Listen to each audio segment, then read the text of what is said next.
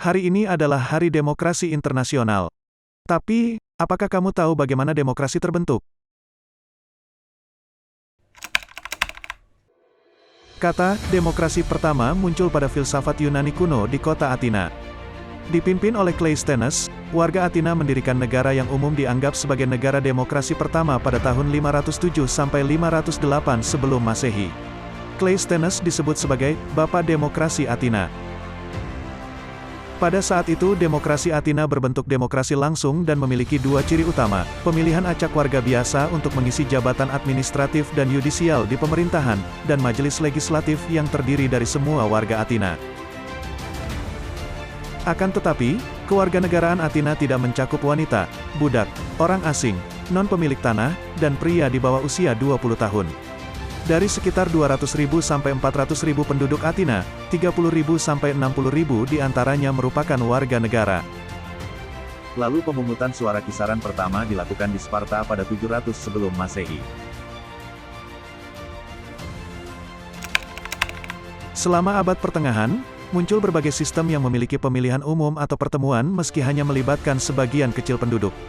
Sistem-sistem tersebut meliputi pemilihan Gopala oleh kasta atas di Bengal, anak benua India. Persemakmuran Polandia-Lituania, 10% dari populasi total. Althing di Islandia. Locting di Kepulauan Faroe. Beberapa negara kota Italia abad pertengahan seperti Venesia. Sistem Tuatha di Irlandia abad pertengahan awal, VC di Republik Novgorod dan Pskov di Rusia abad pertengahan. Things di Skandinavia. The States di Tirol dan Swiss. Kota pedagang otonomi Sakai di Jepang abad ke-16. Masyarakat Igbo di Volta Nigeria.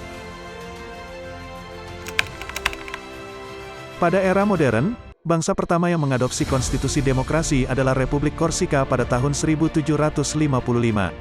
Konstitusi Korsika didasarkan pada prinsip-prinsip pencerahan dan sudah mengizinkan hak suara wanita.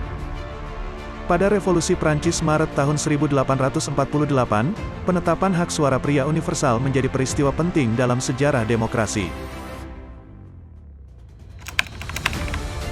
Pasca Perang Dunia I, terbentuknya beberapa negara bangsa baru di Eropa, kebanyakan di antaranya tidak terlalu demokratis.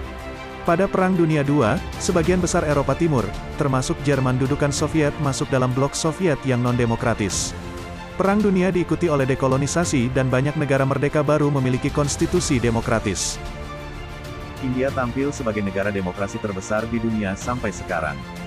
Lalu bagaimana indeks demokrasi di Indonesia? Menurut Economist Intelligence Unit, pada tahun 2021 indeks demokrasi Indonesia berada di peringkat 52 dengan indeks 6,71, yang semakin membaik dari tahun sebelumnya, yaitu di peringkat 64 dengan indeks 6,30. Norwegia menjadi negara yang paling tinggi dengan indeks demokrasi 9,75 dan Afghanistan menjadi negara paling rendah demokrasi dengan indeks 0,32.